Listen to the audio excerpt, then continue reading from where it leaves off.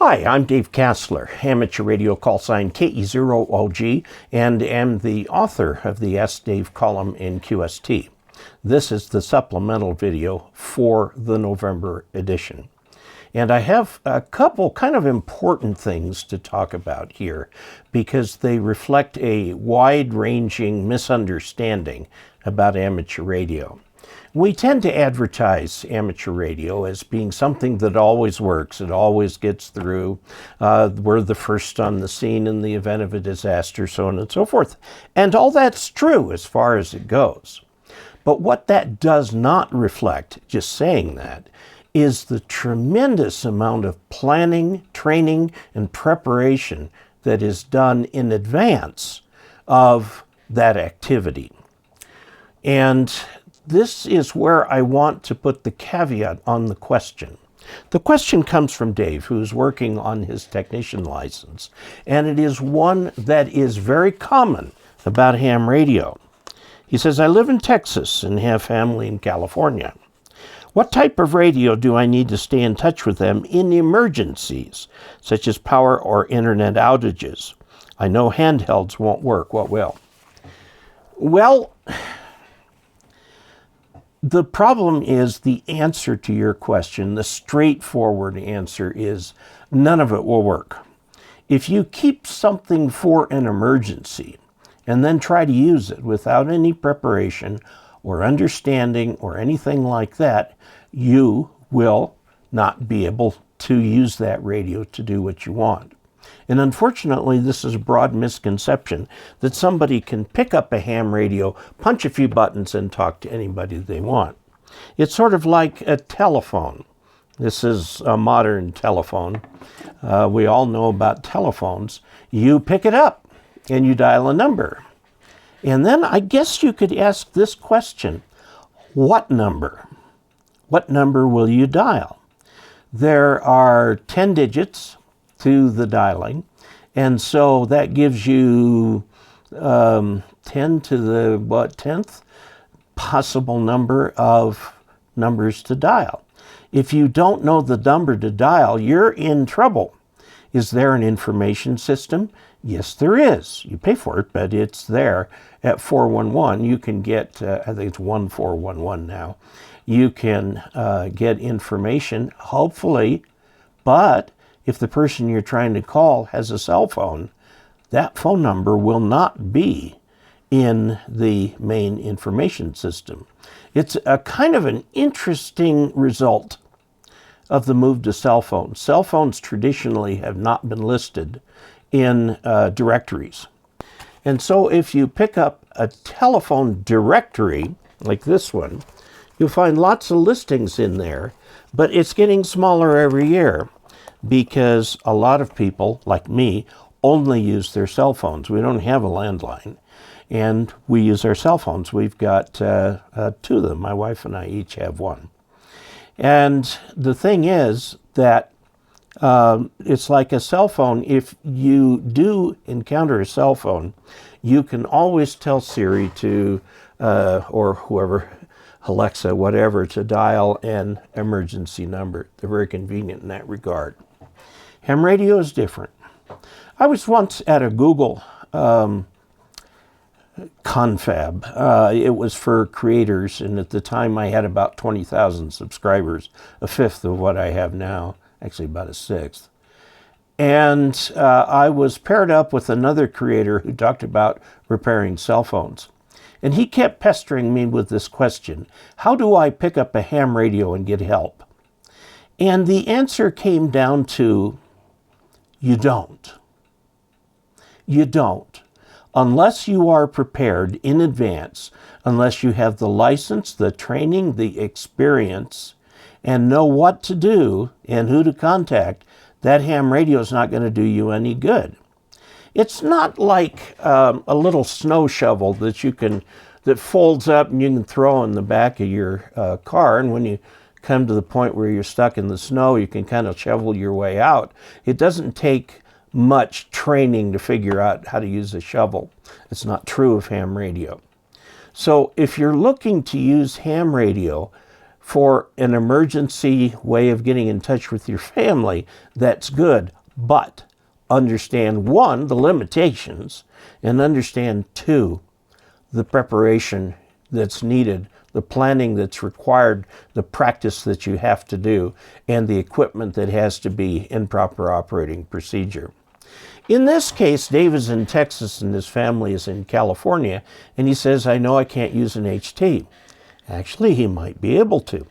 If an HT has a digital capability, or even a Wires X, which is analog, it is possible to hook to a local repeater that offers, say, DMR or D-Star or System Fusion, and connect to a chat room that your friends and family can also attach to, and you can pass health and welfare information back and forth. A lot of mountain repeaters, not all, but a lot of mountain repeaters are either solar powered or have some sort of emergency power. It will not last forever. There will come a time when they run out of fuel, or you run the battery down up there, because these solar panels are not really big enough to keep that battery charged for a constant 24-hour stream of use of the repeater. So this will work. There is, of course, the packet system, which is still up. I mean, people say, oh, I haven't used packet in years. Well, the infrastructure for it is largely still there. And if you and your family are set up for packet, you can get the packet in and out. You say, well, that goes over the internet. The internet might go down. That is sort of like saying that the oceans will jump beyond their bounds all over the world all at once. First of all, there isn't enough water, because if you take water out to push it somewhere here, you got to take it from somewhere else. In fact, in the recent Hurricane Ian that was down in Florida, the winds were blowing the storm surge around Fort Myers, and they were actually sucking the water out of Tampa Bay. So that's kind of where the water came from for the storm surge. Now, did the internet go down during Hurricane Ian? The answer is, in the vicinity of Fort Myers and in other places across Oregon, yes, it did. Did the cellular network go down? Well, in places around Fort Myers and other places in Florida, and as the hurricane moved up and made a second landfall, yes, for a while. But what a lot of people don't know is if you cannot get a call through, sometimes, very often, you can get a text through. Okay, so send a text. Again, your family in San Francisco needs to be aware of where to look and so on, even just with the telephone. Will the internet go down? The way the internet is constructed, no, it can't, actually. It is a very distributed system, and you can take down huge parts of it, and it is not down. There's all kinds of backup routes. In fact, the internet was designed specifically for survivability. So I remember years ago when there was an earthquake in Southern California, in Alhambra, not terribly far from where my parents are. I wanted to get in touch with them and see if they were okay. Well, the phone calls wouldn't go through. However, I sent my dad an email message, and he got that just fine. Okay, so we communicated via email. We have a multiplicity of communication systems, and we can learn how to use them and try them all. So back to the basic point, you cannot pick up a ham radio and expect to use it in an emergency without having done some prep work in advance. Now, there are a couple alternatives. Garmin has a so-called InReach system, which you pay for. It's a few $100s.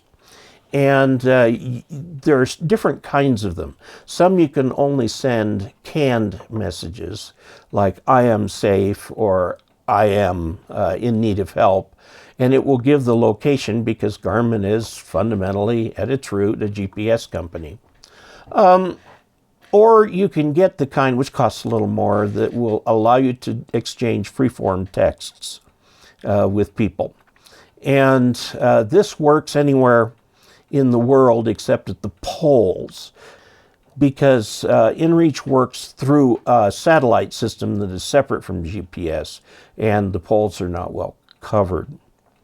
Now, excuse me, the ultimate in the ability to communicate when local communications, local, by local I'm talking about like Fort Myers and half of Florida, are down, is a satellite phone.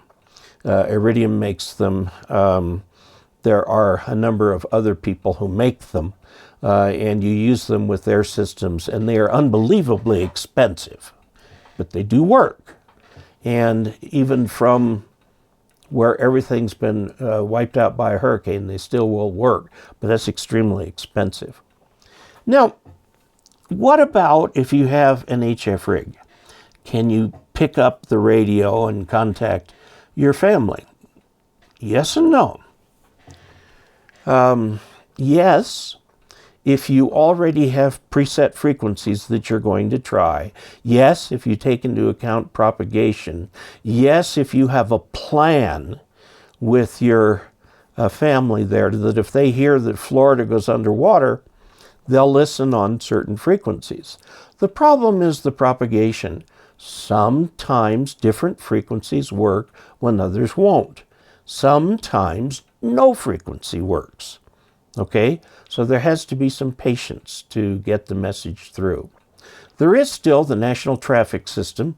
Remember the American Radio Relay League? That's where the relay comes in. You can pass messages around. I have not found those to be terribly reliable. I'd say there's a 50% chance you'll get through. Here recently at the last field day, one of my viewers tried to send me a message and it never got through because the email address that was given as part of the message was wrong. And so it got lost. So there are many things that can happen there too. So is ham radio good in emergencies? Yes, it is. It's essential in emergencies. But for it to be any good, you need to be practiced, trained, you need to have the right equipment, you need to be part of the right organization, you need to have the MOUs in place with the Red Cross, with your local county auxiliary communications system, ARES, MARS, RACES, and so on. All of those, they're different from each other. There are storm watchers. There are all different kinds of things that you can get involved in. But the thing that all of these have in common is that you just can't pick up a new ham radio out of the box and use them. In fact, if you accidentally get on one of their frequencies, you may well create a problem and be asked to leave. In fact, a ham was asked to leave during the California fire. He thought he had some information that he was going to give to the command center.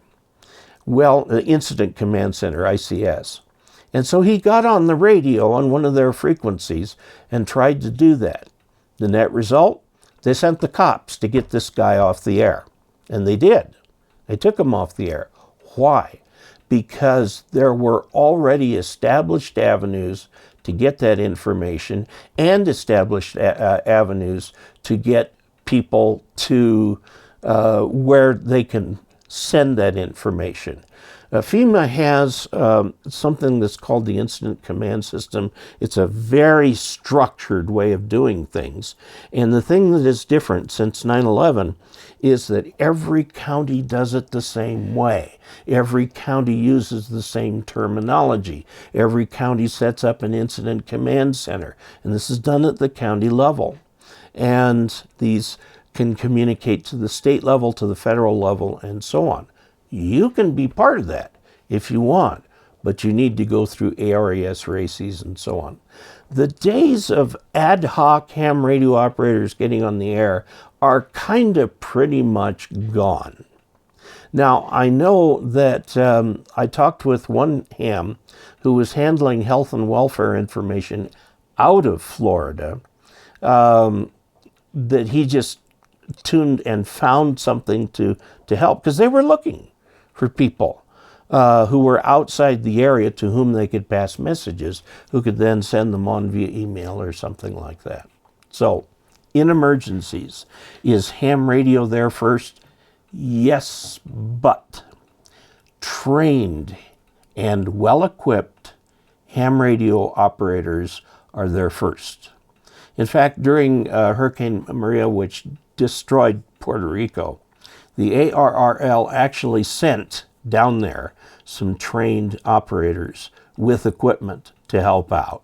So again, preparation, preparation, preparation is key to making this work. So to the person who asks, can I just buy a ham radio and talk to my family? The answer is most likely no. But I would like to extend to you an invitation to learn about ham radio, get a license, get involved, so when there is an issue in your area, you can be of material help to other people, maybe even saving lives. So there you have it. I hope you enjoy my column in QST called Ask Dave.